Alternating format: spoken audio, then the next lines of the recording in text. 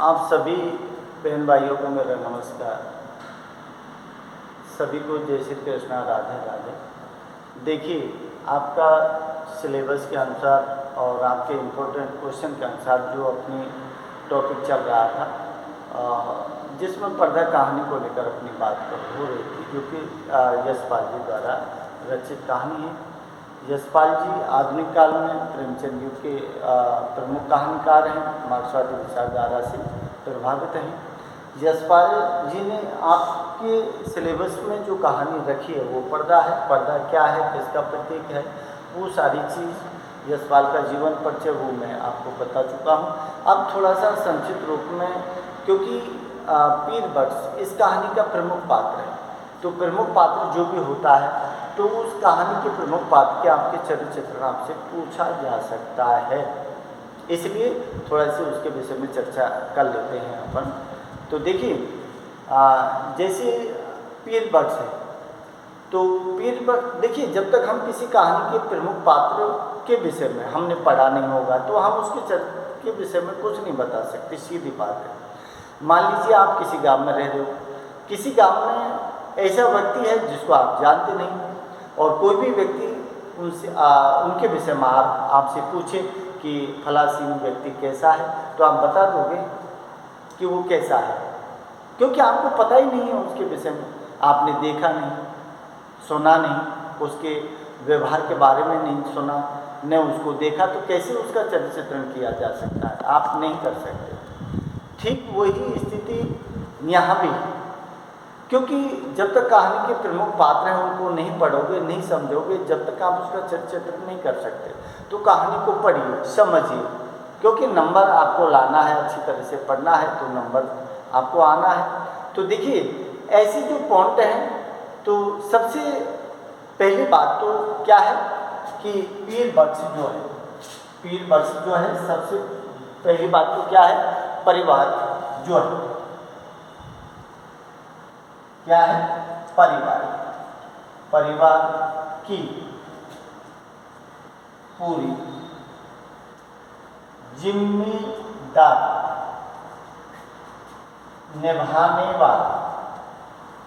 निभाने वाला है। ठीक है। अरे सीधी बात है कि एक पिता होने के नाते, एक परिवार का जिम्मेदार व्यक्ति होने के नाते, जो परिवार है उसकी पूरी जिम्मेदारी, चाहे वो मुंशीगिरी करी है उसने, चाहे और कुछ किया है, लेकिन उसने क्या है, परिवार की पूरी जिम्मेदारी निभाई है, कर्ज भी लिया है, सीधी बात है। अगला जो पॉइंट है, तो परिवार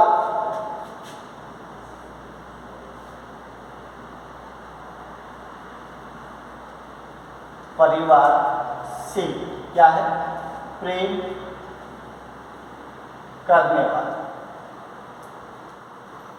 करने वाला है। ठीक है।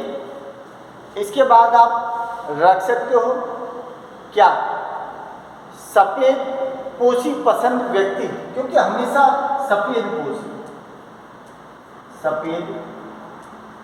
पोशी पसंद व्यक्ति है।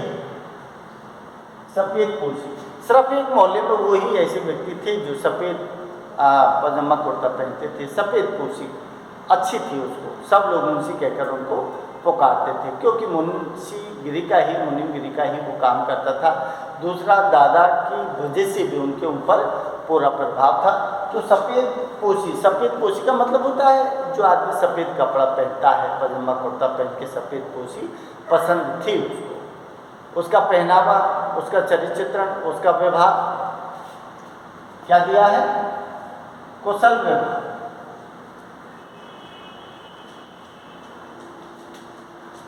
कुशल व्यवहार का धनी, सीधी बात है। कुशल व्यवहार, इसका मतलब है कि जो एक पिता में होते हैं, समाज परिवार के बीच में रहकर अपने व्यवहार करते हैं। कुशल व्यवहार अगर नहीं होता तो जैसे कर्ज किसी से लेना है या कहीं नौकरी करनी है, तो व्यवहार ठीक नहीं है तो आप ज़्यादा दिन तक वहाँ नहीं टिक पाओगे, क्योंकि व्यवहार और चरित्र जो है जब तक ठीक है, जब तक आपको मान सम्मान मिलेगा, व्यवहार और चरित्र आपका पतन हुआ तो आप जीरो हो जाओगे। सीधी बात है। तो कुशल व्यवहार का धनी है, इसलिए कर्ज भी मिलता है, इसलिए मुंशीगिरी की नौकरी भी मिल जाती है। समझ रहे हो आप। उसके बाद आप देख सकते हो कि इज्जत को ध्यान रखने वाला है, इज्जत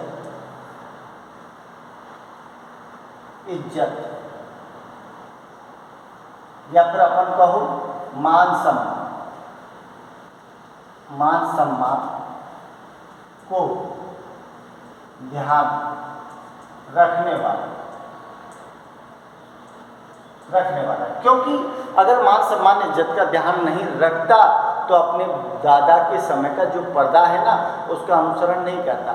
इसलिए भाई अपने दादा अच्छे महकमे में थे, भाई अच्छी पोस्टों पे थे, पिता उनके अच्छे एलआई बक्स भी डाक खाने में नौकरी करते थे, तो उनके मान सम्मान उसी को क्रम से वो भी चलाते आ रहे थे। तो क्या किया है कि इज्जत मान सम्मान को भी वो बराबर ध्यान रखकर काम करने वाले व्यक्ति थे। ऋण बाहर से ग्रस्त दिखाया है। क्या दिखाया है? ऋण बाहर से ग्रस्त तो है, क्योंकि परिवार का कर्जा नहीं जब परिवार का खर्चा नहीं चल पाता है तो सीधी बात है कि हर परिवार, पैसे किसी के घर में नहीं होते हैं, तो आपको मैनेज करना है, घर को चलाना है, बच्चों को पढ़ाना है, बच्चों की शादी विवाह करनी है, तो आपको कहीं न कहीं से कर्ज लेना पड़ेगा। तो कर्ज का जो भार है वो भी बब्बर अली से उसने लिया है, और उसी को चुकाने के लिए ही उसने अपना मतलब घर पर जो पर्दा लटका है, एक दिन उसी के चक्कर में वो बेपर्दा हो जाता है। घर की वास्तविक स्थिति खुलकर सबके सामने हो जाती है। जिस समय बब्बर पर्दा हटाता है ना, उसी समय कौन पीर बख्श गैर होश होके गिर जाता है, क्योंकि अब इतना भी साहस नहीं रहा था कि जो कोई पर्दे को उठा के वापस रख दे। अब करना भी क्या था कि जो होना है, जो स्थिति है उसका यथार्थ रूप सब देख चुके हैं, तो पर्दा के रखने की अब आवश्यकता भी नहीं बची थी। तो ऋण भाग जो है उसकी गृहस्थी उसको दिखाया है। स्वभाव जो है, स्वभाव कैसा दिखाया है? स्वभाव जो है विनम्र स्वभाव, विनम्र स्वभाव का व्यक्ति, विनम्र स्वभाव का व्यक्ति है। और क्या है? विनम्र स्वभाव क्यों है? विनम्र स्वभाव इसलिए है कि जब भी बब्बर अली खां आता है तो बेचारा थोड़ा सा हाथ पाँव में उसकी दाढ़ी में हाथ देता है, हाथ पाँव जोड़ता है कि आपकी बारी हो गया, अगली बार फिर मैं वो करूँगा, एडवांस पेशगी ले लूँगा, आपका पैसा मैं चुका दूँगा। स्वभाव व्यवहार अच्छा है, सबसे हिल मिल के चलता है, नहीं क्या? डरपोक व्यक्ति, लेकिन उसकी डरपोक व्यक्ति है। डरपोक व्यक्ति क्यों है? डरपोक इसलिए है क्योंकि उसने जिस आदमी से कर्ज लिया है ना, उसके विषय में सुन रखा है कि पंजाबी खान बब्बर अली खान कैसा आदमी है, उसको पैसा चाहिए, चाहे आदमी मरो, चाहे औरत बेचो, चाहे खुद बिको, चाहे बर्तन बेचो, चाहे तो उसके लिए वो डर भी रहा था। इसीलिए घर से सुबह निकल जाए, छुट्टी के दिन भी वो सुबह निकल जाता था और शाम के आता था, घर वालों से पूछता था बब्बर से आया था, छुट्टी के दिन फिर निकल जाता था। तो डर लगता था उसको, इज्जत कहीं बेपर्दा नहीं हो जाए। तो संघर्षशील और साहसी दिखाया गया है। क्या है? संघर्षशील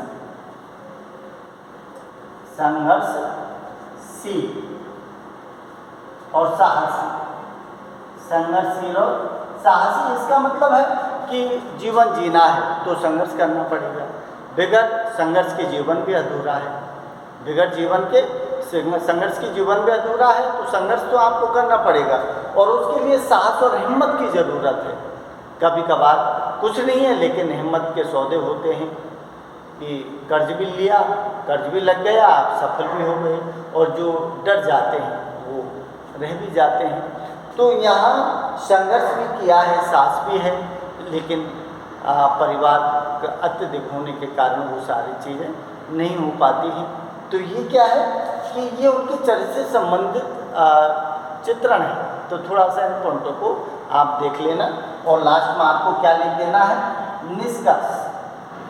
क्वेश्चन को एंड होने से के बाद आपको क्या करना है, निष्कर्ष लिख देना है। आपका जो है क्वेश्चन वो कंप्लीट हो जाएगा। ठीक है, नमस्कार।